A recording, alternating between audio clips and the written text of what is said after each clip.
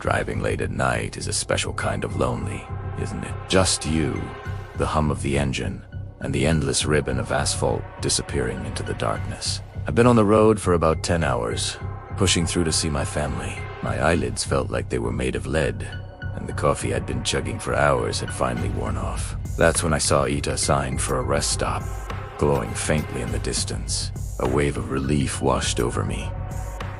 Perfect! I could splash some water on my face, stretch my legs, and maybe grab another questionable cup of coffee. As I pulled off the highway, the place felt weird. The parking lot was massive, but completely empty. Save for my car. The lights over the lot flickered erratically, casting long, dancing shadows. The main building looked dated, like something out of the 70s. All brick and dark glass. A sign above the door simply said, "Welcome," but some of the letters were burnt out, so it looked more like "We come." A little creepy. But hey, I was tired and desperate. I got out of my car, and the silence was immediate and heavy. No hum of vending machines.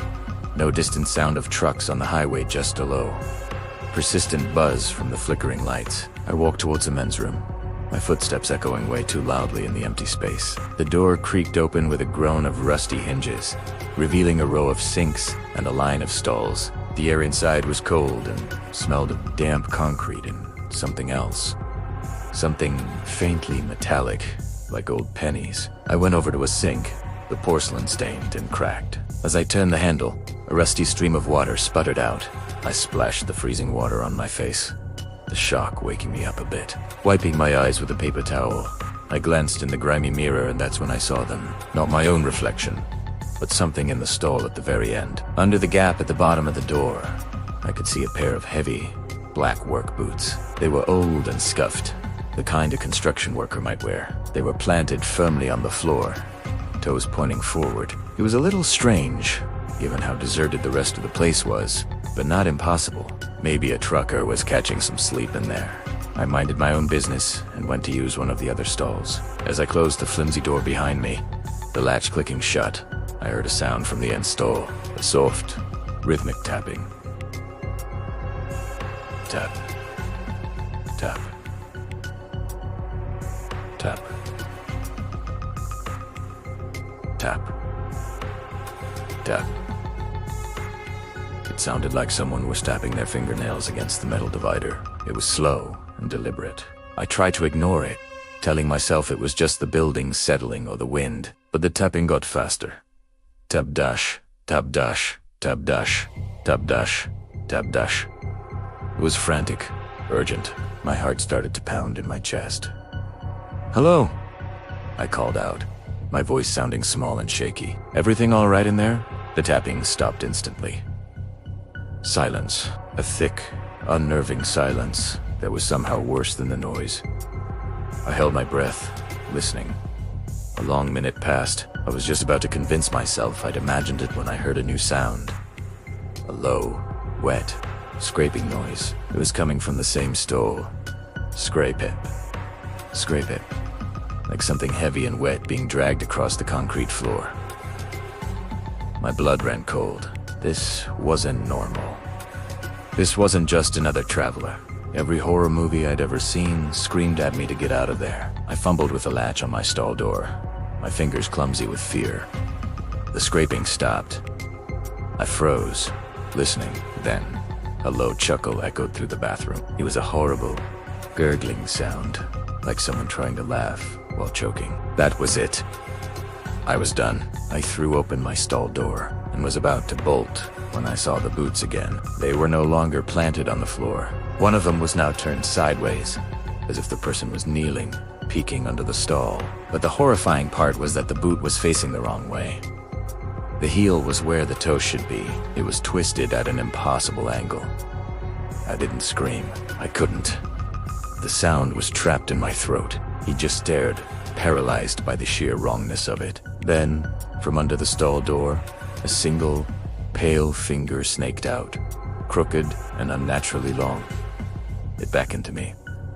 Just once. "Come here." That broke the spell. I scrambled backward, tripping over my own feet, and crashing against the opposite wall. I didn't look back.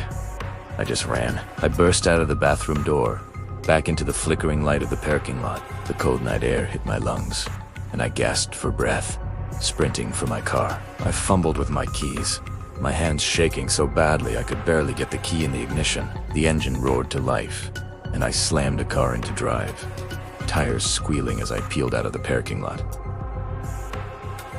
I didn't slow down, I just floored it, my eyes glued to the rearview mirror.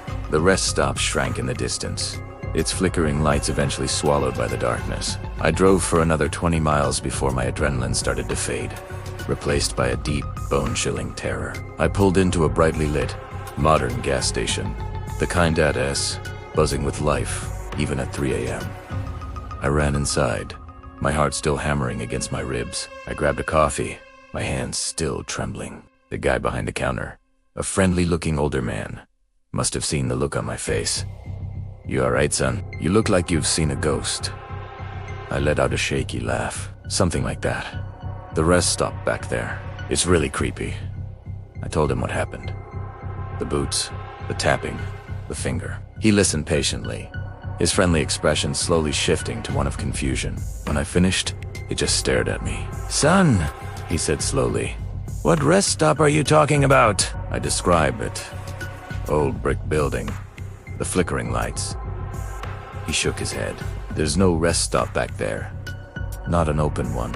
Anyway, the old Holloway rest area. That place was shut down by the state almost 20 years ago after some bad things happened there. They boarded it up and barricaded the entrance. No one's been in there for years." My coffee cup slipped from my hand, splashing across the floor.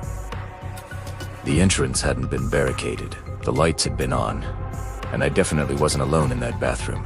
Thanks for watching. If you have your own creepy story, share it in the comments below, and don't forget to like and subscribe for more. Stay safe out there.